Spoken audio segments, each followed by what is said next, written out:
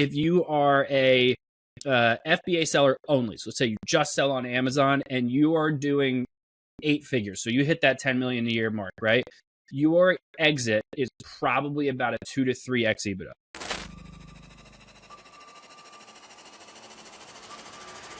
Welcome to the Ecom Breakthrough Podcast. Are you ready to unlock the full potential and growth in your business? You've already crossed 7 figures in sales, but the challenge is knowing how to take your business to the next level.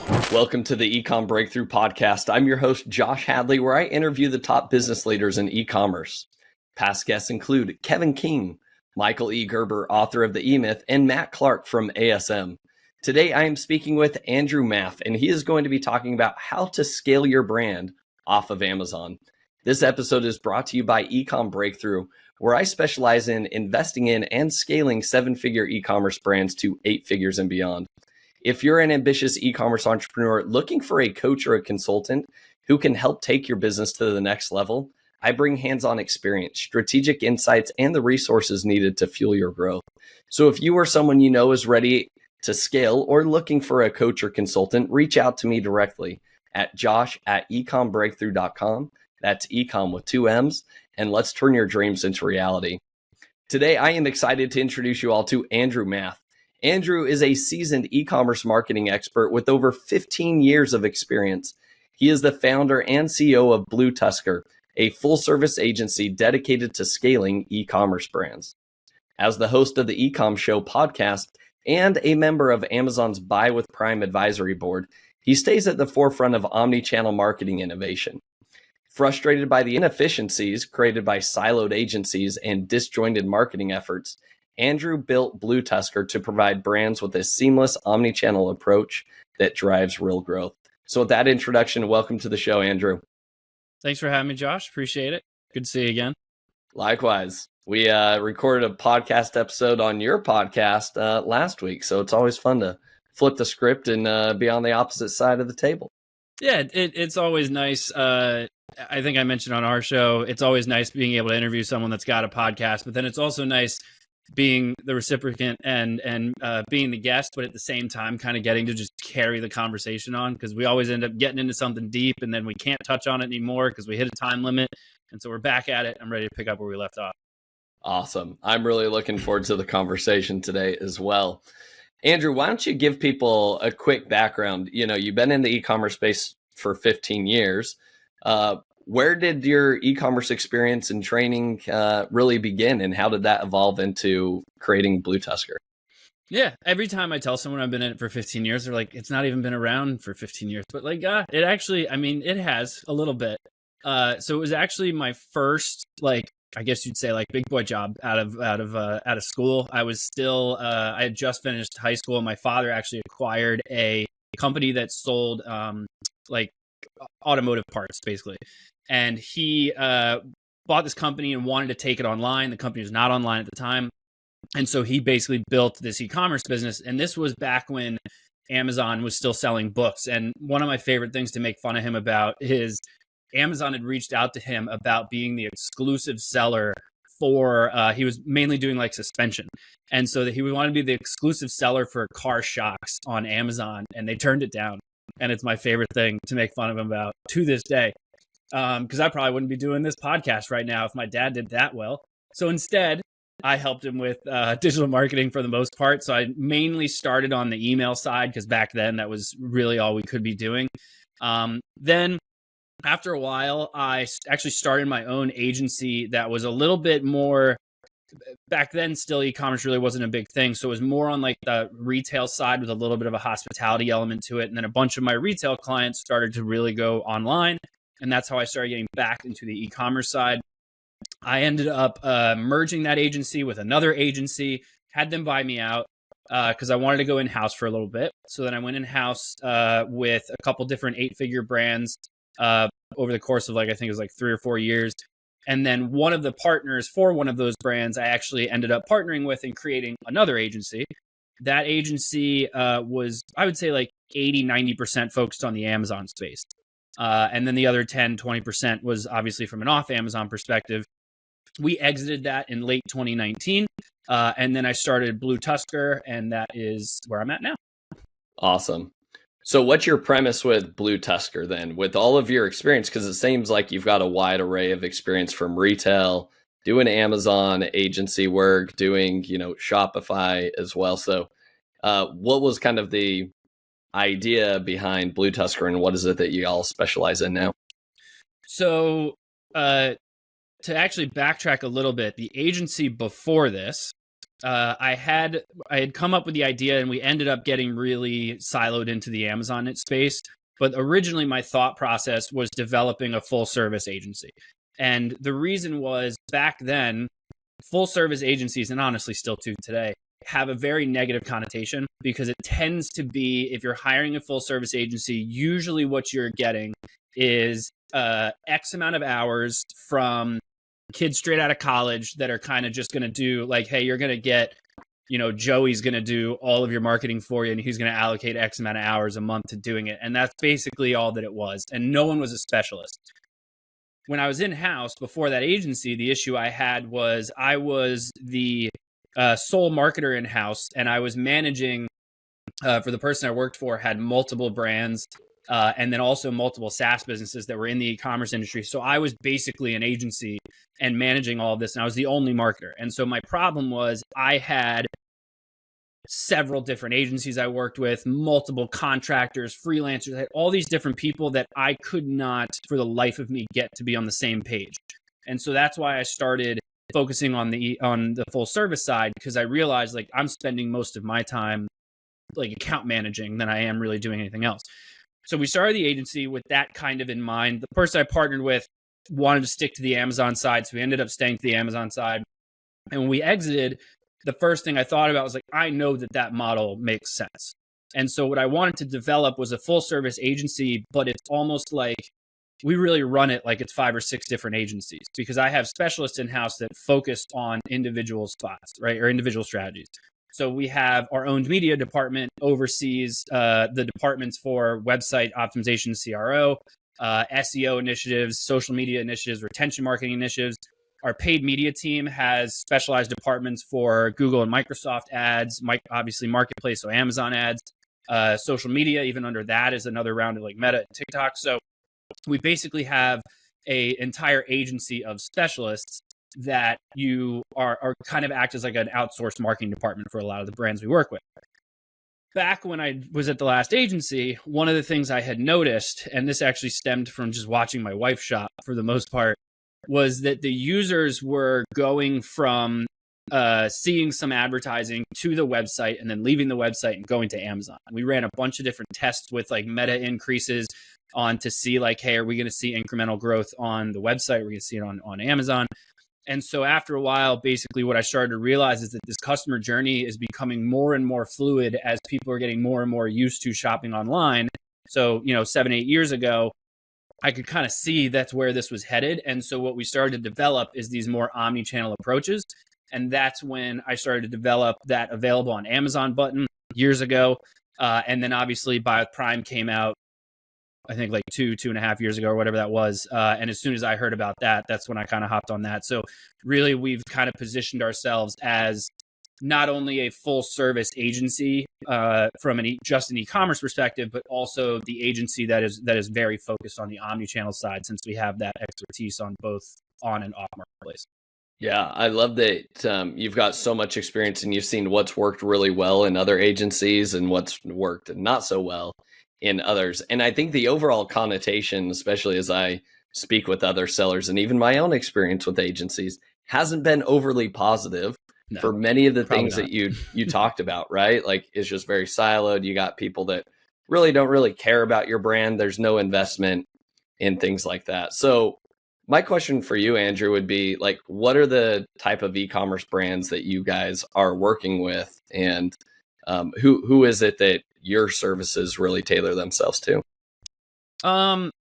We keep everything as malleable as we can. Most of the brands we're working with are 7-figure sellers at least. So usually like kind of that $1 million a year mark cutoff is kind of where we start looking at like, all right, let them grow a little bit more. But that could be across multiple channels. It could be across their D2C site and Amazon, or if it's other marketplaces, obviously. But otherwise, like we tend to be more in the like 2 to 3 million ish year range up to 2025. At a certain point, brands definitely get to a size where it's like it makes more sense for you to have someone internally for marketing. And then at that point, we actually kind of puzzle piece in and act as like whatever they don't have the ability to do internally.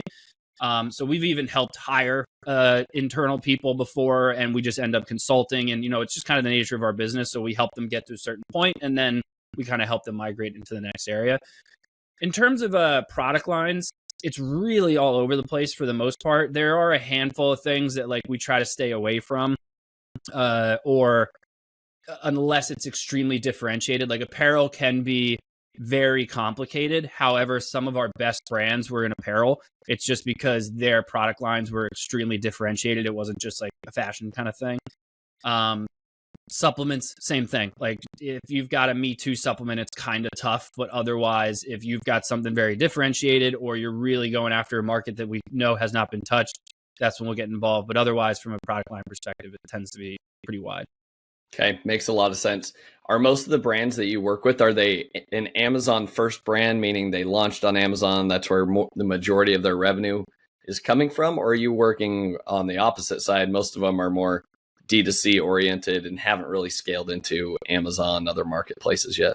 Most of them start off with the Amazon side. A lot of where we kind of specialize is helping brands figure out a cost-effective way to start testing, diversifying away from Amazon. Obviously, Amazon's always going to be there. It's never going to go anywhere. So we're not aiming to like completely take them off, but we're looking to like, how can we make you more profitable in other areas? So for a lot of the brands we work with, their Amazon tends to be the larger revenue driver, but their D2C site tends to be the larger profit driver. And so we find ways to kind of get those two to work together. Awesome. I love it. Well, and I think this is an important conversation to have because most people do have that fear of, hey, all my eggs are in the Amazon basket. And hey, at the end of the day, I wouldn't necessarily don't see that as like that needing to be the reason that you need to diversify away. One of the things is I attended Alex Hormozi's business scaling workshop. One of the things that was the biggest mistake that I made in Amazon back in 2018, 2019, when we were scaling our brand, we were already doing 5 million in revenue, but yet on Amazon alone, but yet I continued to hear people say like, oh, you got to get off of Amazon because you never know if they're going to suspend your account. It's like, hey, if you're not doing anything black hat or gray hat, like you don't need to worry about Amazon suspending your account. And if there is something that happens, like you'll be able to work through it, right? It's a whole other business model if you are doing things maliciously and you're just trying to make a quick buck, right? Yeah. And what I learned, the reason why that was such a big mistake for me is I spent 2 years focused on how do I scale my brand off of Amazon, spending over $300,000 to try to put the cart before the horse, so to speak. Whereas if I would have just doubled down on Amazon, I would have doubled or tripled my business faster than trying to make Shopify work when our brand wasn't ready. And so the revelation was this, and Alex said it point blank. He said, like, till you cross 8 figures, honestly, it doesn't make much sense to go and diversify your sales channels, because until you're making about $1 million a year in revenue in a single sales channel, keep doubling down on what you've already found to be working. Yeah. And then once you cross that 8-figure range, then it starts to kind of make more sense. So Andrew, my question to you here is, when brands are, they're doing well on Amazon, they maybe see, hey, maybe it is time to stop doubling down on Amazon, and maybe there is some lower hanging fruit on some of these other either marketplaces or D2C. What are you seeing work successfully for brands that are saying, hey, yeah, we've got the Amazon thing dialed in. We now want to scale off of Amazon.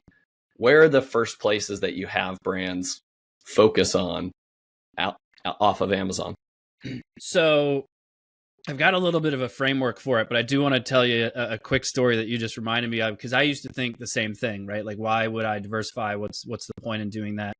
And I know that, I kind of saw customers doing, certain things through funnels and whatever, but the thing that really like threw me over the edge was right when I had just started at the going in-house. I was with a good size 8-figure brand.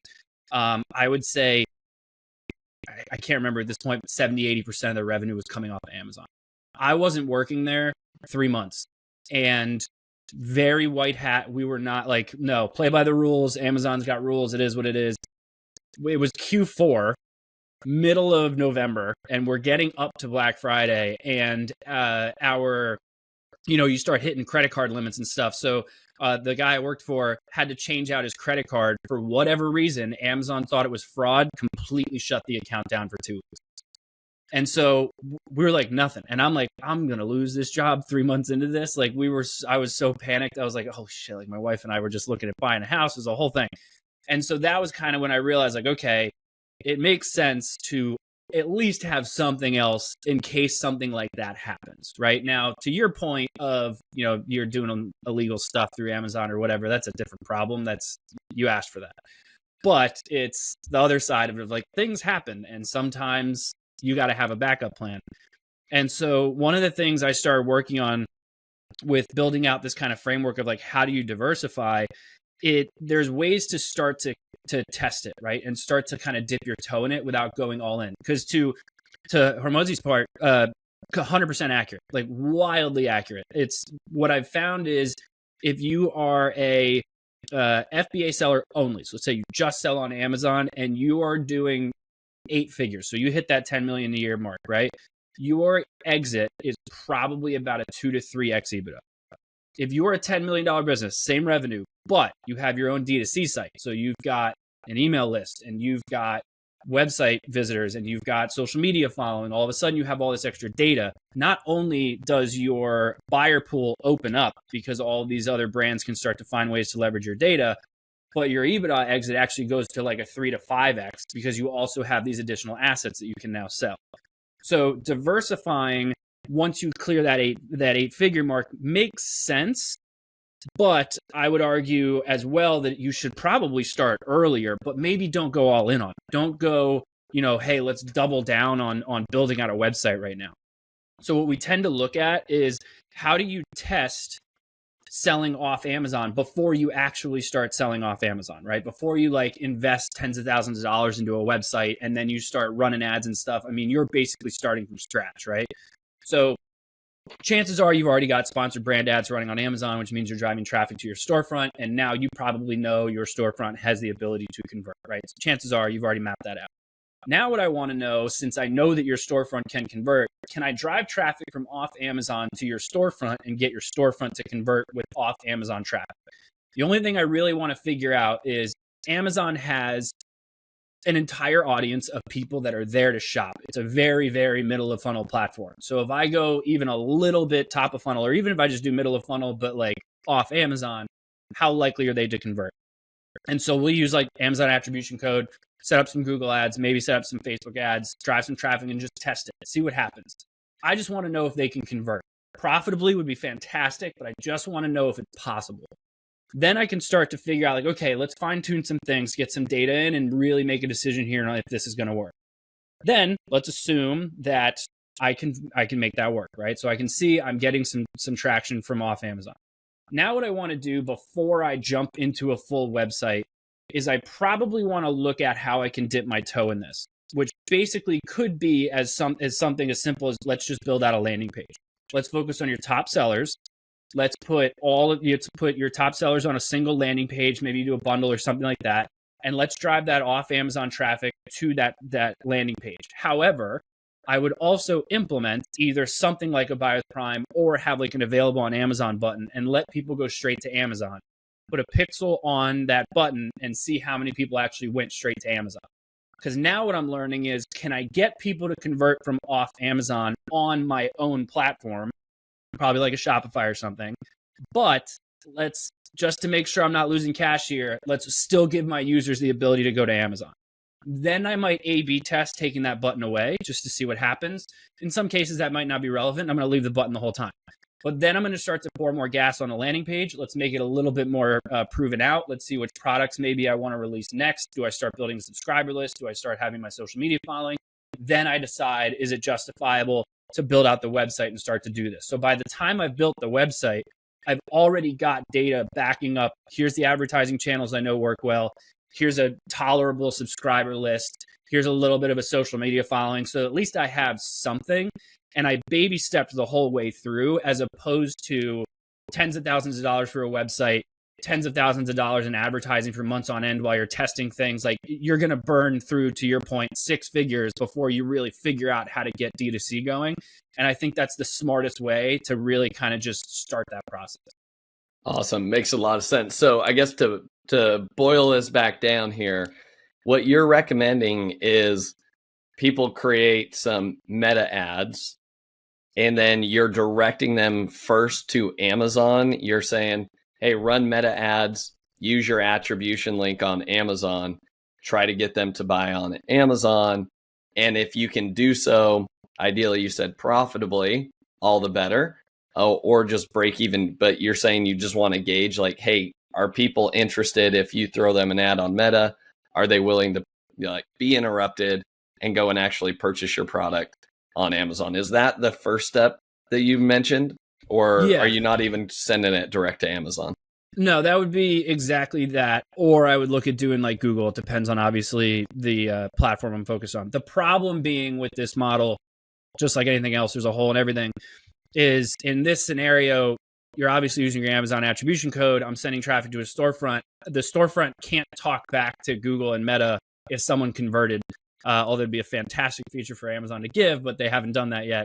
So if you're doing Google, the best you can do is focus on clicks. If you're doing Meta, the best you can do is focus on clicks or landing page views or whichever.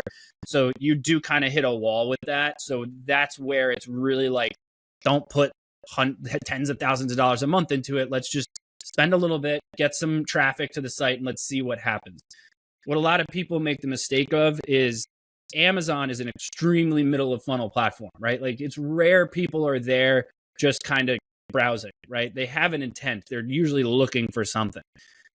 Off Amazon, especially if you do something like meta ads, it's an education platform. You've got to educate them about the product and then incentivize them to go and convert. You can't just run ads and they start buying stuff. It just doesn't work that way. Google, that can be possible, where it is still a very middle of funnel platform, especially if you're doing like search ads, but your cost per click is so much higher typically. And so while, yes, your conversion rate should be higher, in this scenario, Google can't learn because you're sending it straight to the storefront. So that's kind of where you hit some walls. But to answer your question, yes, either start with Meta or Google and just go straight to Amazon. Okay. And how much are you spending, to test this out? Like, and how many, is it like the number of clicks that you want to see?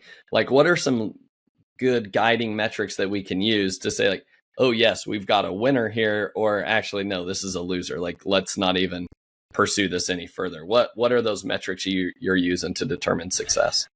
Just like any metrics, every brand is going to be very different. Especially if you're doing Google, you're going to have massively varying cost per clicks on average. Through a Meta side, it's a little bit different. What's the quality of this creative we're using, and all the different things that you kind of have to factor in when you're looking at marketing. But at a certain point, like, you really don't need to be spending more than like a few $1,000s a month in advertising just to test it out. Usually I like to say, like, look, if you're going to spend less than $100 a day, you're really only going to be able to get like 1 or 2 campaigns going. Otherwise, at an average, last I looked, Meta, the average cost per click was like $1.07 or something like that.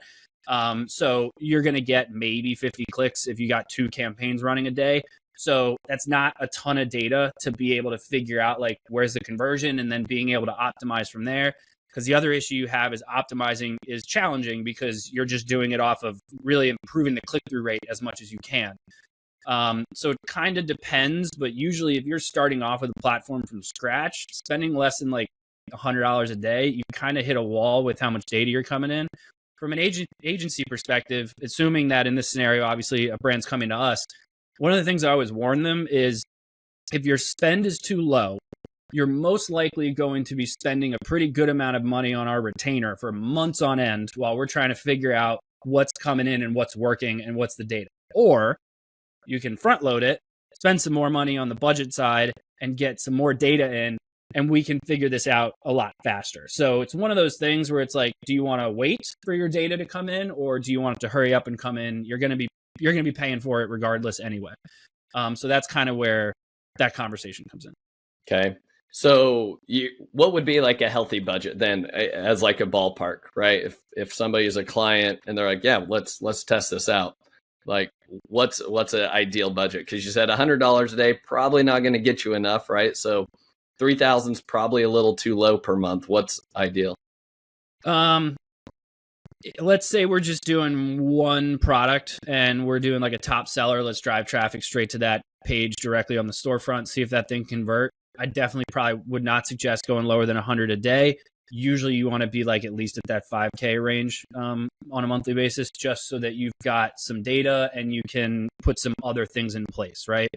On Google, it's a matter of that cost per click is going to be much higher. So you're only going to be able to get so much traffic. On Meta, because of that platform, you got to have several campaigns in place. Typically, you want something that's more top of funnel. So it could be something that's just like, let's get some video views in, let's get some engagement, and then let's retarget people that showed interest and send them straight to the storefront. So at a minimum, I need 2 or 3 campaigns for that. So that's kind of where factoring some of that stuff comes in. But usually I'd say you want to be close to that 5K range. For both Google and Meta combined? Or is that per platform? Per platform. Okay. Yeah. So you're looking at 10K in. All right. Now, what are the leading metrics that you're going to say, hey, this is working successfully or it's not, right? Because I know brand attribution, people have very mixed opinions on whether Amazon's actually tracking and reporting good data from the brand attribution links. So what are like the measurements? If I just spent $10,000, how should I know whether I should continue pursuing like, hey, yes, this is working, or I don't know if the juice is worth the squeeze here to double down and do the D2C route? Very interesting question. The obvious, how much revenue did you bring in, right? If your attribution's showing you correctly, then great, fantastic. It worked out well for you. That answers that question. Where it gets a little more convoluted is what did actually convert and how close were you to at least a break even? Excuse me. And the only reason I say that, and I know that's the last thing people want to hear, is like, why would I do this if I'm not even breaking even? But you have so little control because Amazon's not speaking back to these platforms. So you really can't optimize for conversion. And the storefronts, while Amazon loves to release like a random feature every now and then, they still are way off from like having any functionality that you can really control the overall experience and make sure that you're kind of taking people where you need them to. So I always take that whole customer journey with a grain of salt. And I say, if we can get people to convert, and let's say it's what we just define as a tolerable level, which is going to be on a per brand basis, then we know it's possible. And it might be worth the investment to just create a landing page. Landing pages are not crazy expensive anyway. So that'll really reduce it. Then you can have the available on Amazon button so that at least like you can track them going to this back to Amazon that way. So you still have the option. But then there's some other stuff to think about, right? So where the available on Amazon button becomes kind of interesting is if you're taking them straight to the listing. Because if you're taking them straight to the listing, you're including more traffic. Ideally, you're getting more orders and more reviews and more engagement, which is basically all Amazon's algorithm cares about. So all of a sudden, your organic ranking on Amazon starts to improve. So that's where it becomes kind of an interesting question of like, okay, well, what other benefits are we getting from this? So now all of a sudden, do I need to factor in my top line revenue for this entire product that we're driving traffic to? Some people will say, yeah, we should totally factor that in. Others will be like, yeah, but I'm testing to get away from Amazon. So why do I care about that right now? And both are sound arguments. So the other thing to look at is just from a trend perspective, this individual product that you're driving traffic to, how much revenue has it brought in pretty much on an average? Let's figure out what that average is. Since we increased this budget targeting that specific product line, how much are you at now? Have we seen an incremental top of line increase? Is there enough gray area there for us to say like it does seem like the Meta and or Google ads really helped here? Or was there really no increase at all? In which case you're like, well, we tried and it didn't work. And then you just don't do it. Or you go back to the drawing board, you relook at creative and stuff and say, do we want to try this a different way? But at least you gave it a shot. Okay. Makes sense. So you're trying to target what? Break even? You're saying if I spent 10,000, I'm targeting at least 10,000 in revenue through brand attribution to say, hey, it's worth maybe looking into. Yeah, I think if, in this scenario, the thing that's always really interesting when we work with people that are really heavily on Amazon and then they come to an off Amazon approach, Amazon's advertising, and every Amazon ads agency is going to hate me for saying this, but it's relatively simple because it's really, what keyword do you want to go after? Put that keyword into the system and run the ad. Like it's not very complicated. Or if you want to do, product display, like great, then you put in the ACE and that's it. There's bidding adjustments and things like that, I understand, but it is very black and white. Off Amazon, it's extremely algorithm heavy. Google, if you're leaning in on performance max, or even if you're doing maximize conversions or target ROAS or max clicks, like it's leaning in on the algorithm. Meta is 100% the algorithm. It's all leaning in on mostly like targeting purchases or link clicks. So you don't have bidding. It's just a creative thing. So when we talk to a brand, we say like, we just want to aim for a break even. They're like, why? Like, I'm not going to do this if I'm not profitable. Like, I understand that. But Amazon will not talk to these platforms and tell you that, like, yes, these are converting. I don't know why. I feel like they should, but they won't.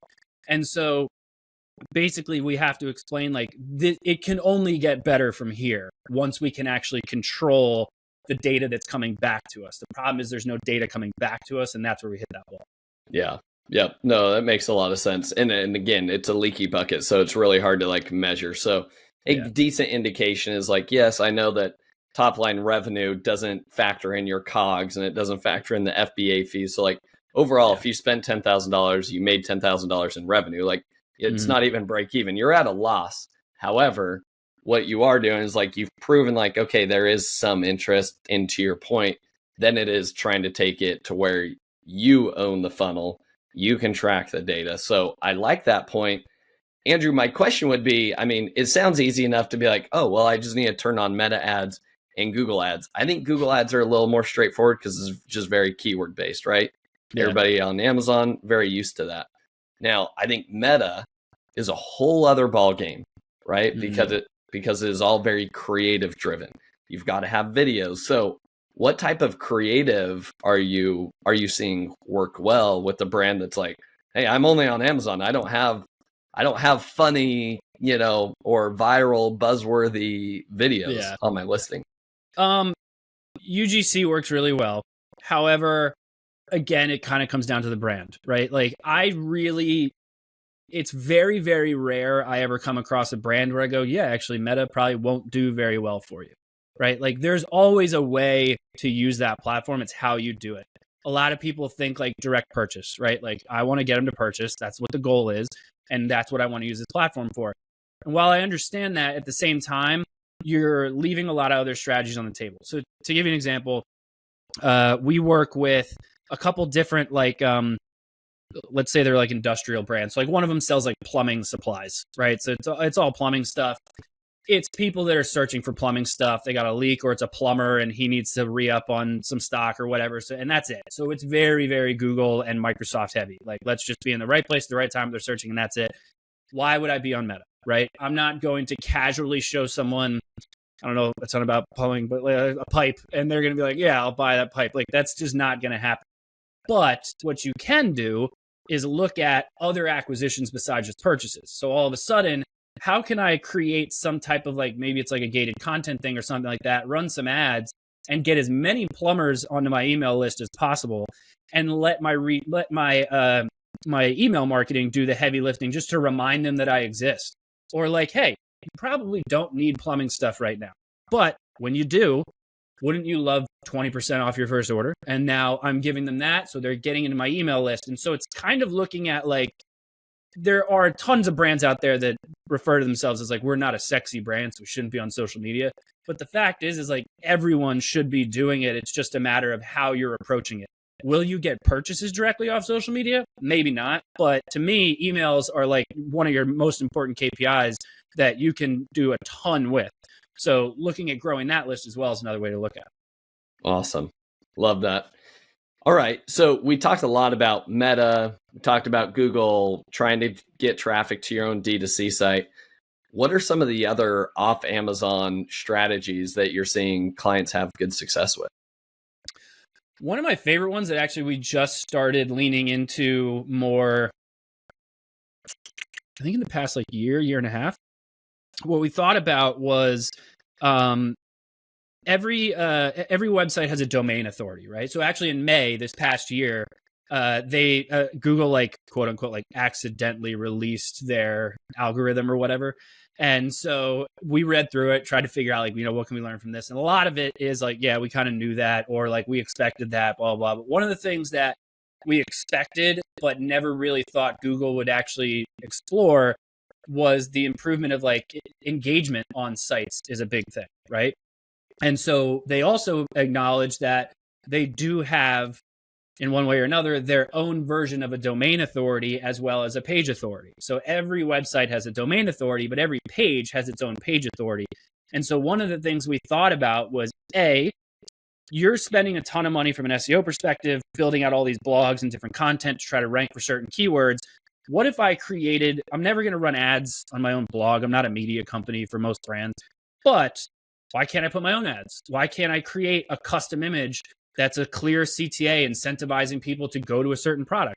Shopify's got the ability to like add to cart and stuff directly from a blog. But even then, like, why can't I make my own display ads? And so we actually started doing that, but sending people to Amazon in some scenarios. For some brands, they were totally fine with it. Like, yeah, we want to improve our Amazon. Great.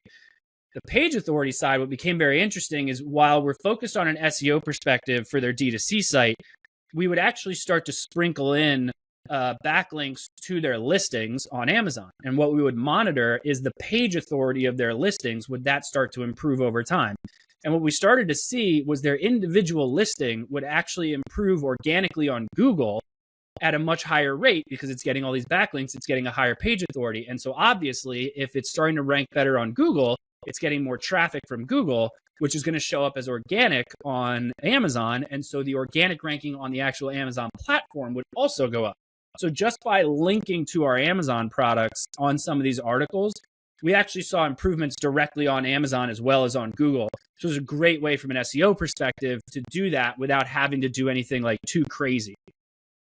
Then the other side of it is kind of what comes with the Buy with Prime side, which is that's where like some brands really like it, some brands really don't. I always try to stay as neutral as possible. And like, there's definitely brands I've spoken to where it's like, don't do this. It doesn't make sense for you. But the nice thing about the Buy with Prime side is you finally get, Amazon lets you keep that data. That was the big thing that I was like, thank you. Like, cause I'd do that available on Amazon, but we would just custom make it and send them the listing. But then the problem is like, that's it. Like, I don't know if they converted. I don't know anything. Even if you use the attribution button, to your point, like, does it really work? And so we'd have that issue. At least with Buy with Prime, it integrates with Meta and Google and Klaviyo and MailChimp and whatever else we're using. So that way I can actually start to segment out that audience. And then it's a matter of all of that data and all of those audience I've segmented out, how am I using them? Whether it's like for product launch strategies, or if it's like a Prime Day sale, or if I'm trying to sell through stuff at a warehouse, like anything like that, that's where that data becomes very interesting. Yeah. No, that is very interesting. So are you seeing, what are most people doing with Buy with Prime? Are they seeing success with Buy with Prime and they enjoy it? I think the challenge with Buy with Prime is that in an ideal world, and I think this is important for our listeners to understand, the brands that are having success in the D2C world that are not yet on Amazon have a very completely different business model than what most of us Amazon sellers think Shopify brands do. And the reason being is this. If you're a D2C native brand, and let's say you're not an Amazon first brand, your main MO is you are really good at either creating blog articles to drive traffic, or you're really good at creating really good creative, right? From either Facebook, Instagram, or coming from TikTok as well. And then that ends up coming to your site, and you have your site, and it's probably not even a site. It's more of a dedicated sales funnel that is very CRO optimized, meaning it's very optimized for a high conversion rate. Mm-hmm. Then the way that you actually monetize it, with how expensive it is to advertise on Meta and all of those other platforms, you need to have an average order value somewhere between $60 to $75. So if you're selling like a $25 product, how in the world can you do that? Well, you do that by doing the following things. You have upsells immediately following. As soon as they add to cart or as soon as they check out, you've got one-click upsells, right? Either that gets them into a continuity program, a subscription, or gets them to increase. Hey, you bought one of these. What if you add 3 more? I'll actually take off like buy 2, get 3 free, or whatever it is, to try to get that average order value up. I think from what I've seen with Buy with Prime is like, there ain't no upsell features. Sorry. Like, you just either check out, but sorry, there's no one-click add to cart. There's no, hey, let's add you into a reoccurring revenue stream here to be able to offset the expensive ads, right? To be able to make that customer lifetime value has got to be greater than the cost of acquisition. Yeah. So how do you manage that, Andrew, with, hey, yes, let's add the Buy with Prime to our site, which really damages your opportunity to really grow your upsells? Yeah. So the first thing I want to say, CRO bothers the living hell out of me. It just drives me crazy. It blows my mind how much brands will spend on advertising and marketing dollars and not a dollar improving their website. I think you should be doing CRO out the gate, A/B testing, constantly improving your website. Amazon's doing this at all times, but they're doing it for you. That's partially part of their fees, I'd imagine.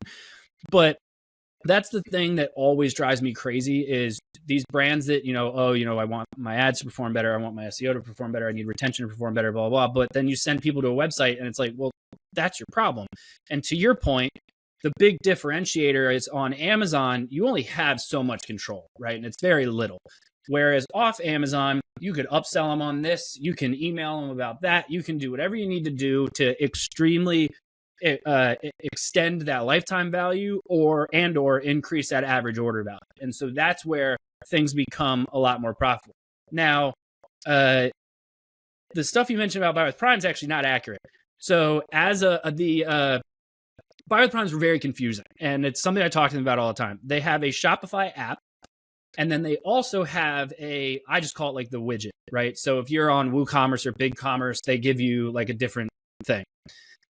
For a while, the Shopify app, in my opinion, and I hope they don't get mad at me for saying this, but I hated the Shopify app. It drove me crazy. It didn't have all the functionality I wanted. The widget had everything. It had a cart, and the cart has an option to turn on upsells. So as long as people are buying from you through Buy with Prime and you have other Buy with Prime products, you can turn that on. And so when people add to that Buy with Prime cart, it'll show you like, oh, add to this to your cart, add this to your cart. So it has those upsell opportunities. Then, of course, you also have the reviews. You can pull the reviews from Amazon. We usually do like a tabbing system. So you have like website reviews and then someone can click and then they show Amazon reviews. And that helps from a social proof perspective and SEO and all that fun stuff. Then they also, I think like 6 months ago, released that you can use the actual Prime logo as well as, the expected delivery date on collection pages as well as your page. So if you click the Buy with Prime button, it would add to the cart, and then you would go through the cart and you would check out and you would buy through Buy with Prime stuff. The problem that I had with that was it was lacking the ability to purchase other stuff outside of Buy with Prime products. So if you're a company that only has certain products that are available for Buy with Prime, you couldn't let your consumer buy something else at the same time. They literally had to check out twice. The problem I had there was the obvious, but with the Buy with Prime side, having them check out twice was just insane. But then even then, you're basically asking them to complete their purchase, like be done here. On the Shopify side, for whatever reason, reviews weren't available for a little bit. They are now, finally. And then literally as of, as of recording, this is Wednesday. So a week ago today, so as of recording, this was in February, they finally released a new Shopify app. And the new Shopify app has mixed cart. So you actually, still something I'm trying to figure out with them, the Buy with Prime button is actually a one-click checkout. So you click it, it sends you to like, hey, log in real quick, and then you check out and you're done. What you can do though is get rid of the button, have add to cart just like you normally would. Let people add to your cart. It's your cart. There's nothing different there. But once you get to Shopify's checkout, there's an express checkout option that is Buy with Prime. And so now it has mixed cart. People can buy stuff that's just buy with Prime, and they can buy stuff that is not buy with Prime, and they can check out one time. And then Amazon will just ship whatever's buy with Prime eligible, and the other stuff will obviously ship on its own. So they finally fixed that problem. There's still some stuff about the experience and like the ways that they say certain things, and like it's kind of confusing for a consumer, but it's getting there. I have all their fee structure. So there's no FBA fees, but they do have a small commission, which as of right now, I think it's like 3%. But then they use MCF fulfillment costs, right? So I have typically found if a product is less than like $30, $35, it doesn't always make sense. What's making it more complicated now, that while it's a benefit, it makes it harder for me to figure out the math. They did also release now that if you have a product line where people order like 4, 5, 6 units at a time, and they get that many through Buy with Prime, they reduce your fulfillment costs. And so that's where it becomes kind of complicated. So you could have a $20 product, but if you've got so many upsells and people are getting 4 or 5 units per order, it might be justifiable. So that's where that becomes kind of complicated. But typically what we see and what we usually suggest from a marketing perspective, like that's all from a user side of things. But from the marketing perspective, we suggest integrate it with everything you can and start to build out that audience so that you own Amazon's data. So you can have a segmented audience in Klaviyo of Amazon sellers. You can have a direct purchase conversion in Google that is segmenting out Buy with Prime purchasers, or same thing through Meta. So that if you do a product launch on Amazon, when you've got that like 30 to 60 day honeymoon period or whatever, you can drive traffic straight to Amazon to get the benefit there. Or maybe you're having a Prime Day sale, or maybe you have warehouse issues and you want to sell out of some certain products. So having that data is very interesting. And then as of September, they announced that if you have DSP and you have Buy with Prime on your website, you can actually drive traffic from Amazon back to your website using DSP. So brands that have subscriptions, I find that to be a very interesting approach. And we've seen a lot of brands really starting to lean in on that. Or if you have clear upsell stuff. So it's great to use if you really view Amazon kind of like I do as a customer acquisition channel, a great place for people to find your product where you're probably not going to get fantastic margin. And now you can just upsell them to come back to your site to either subscribe or purchase something else so that you can keep that margin going forward. Awesome. Love that. All right. Final thing here, Andrew, as we start to wrap things up here would be, what's your experience with TikTok Shop and even with your clients? Do you do much on TikTok Shop? Where does the TikTok strategy come into play here for any of these brands? It's very similar to the Meta side. In fact, usually one of the things we suggest is basically once you find something successful on Meta, it's a little bit easier to replicate this very similar concept on TikTok. They're basically direct knockoffs of each other. If you've ever gotten a TikTok ad platform, like it's almost like Meta. So it's a great way to kind of take the big audience, learn, and then move over to TikTok and go from there. TikTok Shop is very interesting. It's definitely certain product types that do really well. Very differentiated things do very well. Very things that look really interesting do very well. Obviously, anything that would do well that could potentially go viral on social or something like that is what does well there. It's the other stuff. If you have like a Me Too product or, really anything that's just kind of like it's speculation on whether someone likes it or not, TikTok Shop can be very challenging. But there are still ways that you can obviously kind of correlate all that stuff together too. Awesome. Great. Andrew, as I wrap things up here, I'd love to leave the audience with 3 actionable takeaways from every episode. So here are the 3 actionable takeaways that I noted. You let me know if you think there's something missing. Action item number 1 is, it sounds like, as you talked about moving off of Amazon, one of the foundational pieces that you're going to need to have is going to be really good creative. It's going to be, do you have UGC? Do you have if you're going to start advertising, whether it be on Meta or on TikTok, right, that you're going to need some creative. So my first action item is this. If you're only on Amazon right now, my first word of advice for you is to double down on reaching out to creators. And you can easily do this through Amazon's Creator Connection program. And then you could also do that through TikTok Shop, right? And you could also do that on Instagram. But go and find creators, and I would just do micro influencers at this point, to just give them free product. and say, hey, will you create some videos for us? And in that, one thing you do need to make sure that you do is when you give them those samples, say, hey, and in exchange for this, I want the ability to be able to repurpose these videos, because if something's good, I want to be able to run an ad for it. And so if you do that first and foremost, and you're already succeeding on Amazon, A, it's obviously going to help your sales on Amazon, but B, it becomes the foundation for scaling your brand off of Amazon, which then leads to action item number 2. If you've already got this UGC creative, what you mentioned, Andrew, is like you help people dip their toes in the water to see like, hey, is there room for growing off of Amazon for your brand? And so take some of those UGC videos that have tended to get a decent amount of views, light up some meta ads behind them, even some TikTok ads, turn on some Google advertising, try to send that traffic just directly to Amazon using your brand attribution link, as you mentioned. And hey, if you can break even, that's a good sign that, hey, if you were to actually build out a dedicated sales funnel for this, you'd probably be able to be that much more successful. So action item number 3 is exactly that. Rather than, I think one of the big things that you touched on is a lot of brands think, hey, I've got 20 different SKUs. I need to go create a custom Shopify site that I'm featuring all these 20 different SKUs. I think if you're taking the baby steps into the D2C world, your best thing to do is take your bestseller and try to move it off of Amazon, which means creating a single standalone sales funnel. It's not coming out with a custom coded Shopify and end all be all storefront. It's, can I build a sales funnel? And there's lots of different apps that you could do this through. Build a standalone sales funnel, then direct some of that meta ad and even the Google ads into that sales funnel. Can you increase your average order value?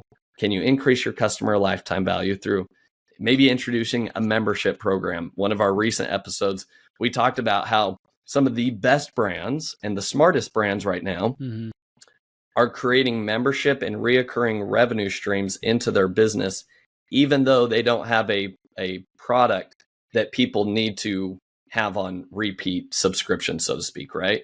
It's easy for us to look at like the supplements and say, hey, yeah, I need, this is a 30-day pill bottle, right? I need it every 30 days. Yeah. But can you take something as simple as like, hey, a t-shirt brand, right? And we use that as the case study, and they've got a simple membership program that you pay, well, I think it was like $25 a year. You get discounts and free shipping on their website, but now you've got reoccurring revenue coming into your business. So that's the strategy. When you go D2C, you've got to be thinking more than, hey, I just need to sell this one unit for $25 or whatever that price is. It's, hey, I want to sell 3 or 4 of those items and get them to cross-purchase other items and ideally get into a reoccurring revenue model. That's where the juice is worth the squeeze on the D2C side. And Amazon truly does become kind of like your foundation and funnel to just get traffic into your brand awareness. And then a lot of the magic happens in this dedicated sales funnel. So those are my 3 action items for people. Andrew, anything you think I'm missing that we need to share with the audience? No, I think you nailed it. I think the only thing I would say to kind of blanket over all of that is that brands just have to be wary of the Me Too concept, right? Like, and I realize now saying that out loud why that doesn't sound not the, you know what I mean? So like they hear these things at like masterminds and stuff, and they're like, oh, this guy crushed on TikTok, and this guy's doing great on his website, this guy's doing this, and this guy's doing that, and they go, oh, me too, let me get on that, and let me also go do that. It doesn't work that way, right? That's their business. That's a very different, every product, every customer, and every business owner are extremely different. So just because you know some person who did their meta ads in this way with this creative and this approach does not mean it's going to work for you every time. Meta ads may not work for you right out the gate. You might want to start with Google. I know some brands that crush it on Microsoft ads because they have an older audience and it's not the most tech savvy people that use it. So that's another fantastic way. So while the concept is there, the execution of it is where people can really hurt themselves. So that comes down to the standards of knowing your customer, knowing where they're at, and knowing that platform that you're leaning in on. Yeah, I love that. I think that is a super valuable principle. Just because it's working for one other brand doesn't mean that's the exact playbook that you need to go rip and steal. Now, it can be some good inspiration, but you've got to go figure out what's going to work for your own brand, and that's going to require testing. And you got to venture out and do it yourself. So I love that. All right, Andrew, I love to ask each guest the following 3 questions to wrap it all up. So number 1, what's been the most influential book that you've read and why? There was a book, Top of Mind by John Hall, that I really liked. That was, it's very much from a marketing perspective, how to stay top of mind, but he also kind of touches on like just throughout your life sort of thing. But it's a very like, a lot of brands, they'll do stuff to like, hey, I want the purchase now. I want the purchase now. But think about the scenario. To give you an example, we work with a pretty good sized paint brand. Unless you're painting a room, you're not going to buy anything from me right now. So I need to be top of mind.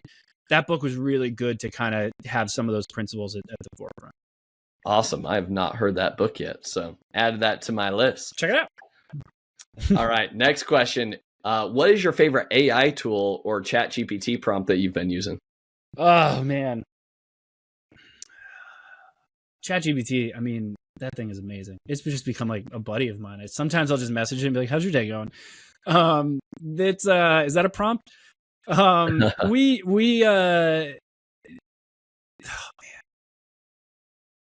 I would say that we've had a lot of success with Jasper, which has been around, I think even possibly might have been like right at the start of ChatGPT or even before it. I'm not sure. They've been around for a long time. But when you're trying to build out content on a very consistent basis, copy can be monotonous after a while. And so what we run into is like people start to kind of venture off and let, their creative juices kind of go in different areas. And the nice thing about the Jasper AI side is, you can really segment brand voice and explain like, for this brand, this is what we want to stay focused on. And as you edit it, then anything else we create for that brand stays that way. So we lean on that. So like our writers oversee the process, so everything's still accurate, but that platform has been really nice for copy creation. Yeah, Jasper is a really good one for copywriting. Yeah. All right. Third and final question here. Who is somebody that you admire or respect the most in the e-commerce space that other people should be following, and why? I mean, Kevin King was on this show. I'd give him some love. That guy's awesome. Every time I read something from his, like, so I follow him on LinkedIn and stuff, I'm like, genius. That makes a ton of sense. He tends to be one I'm leaning on. Then there's the marketers that are kind of blanket across everything. Like Neil Patel's fantastic. Gary Vee, when he's not telling me how to wake up in the morning, I do appreciate everything he does from a marketing perspective. But yeah, if I had to pick someone strictly on the e-com side, Kevin King's knows his stuff. Awesome. Great recommendation as well. Andrew, this has been a lot of fun. If people want to learn more about you, they want to learn more about the agency, where can they contact you at?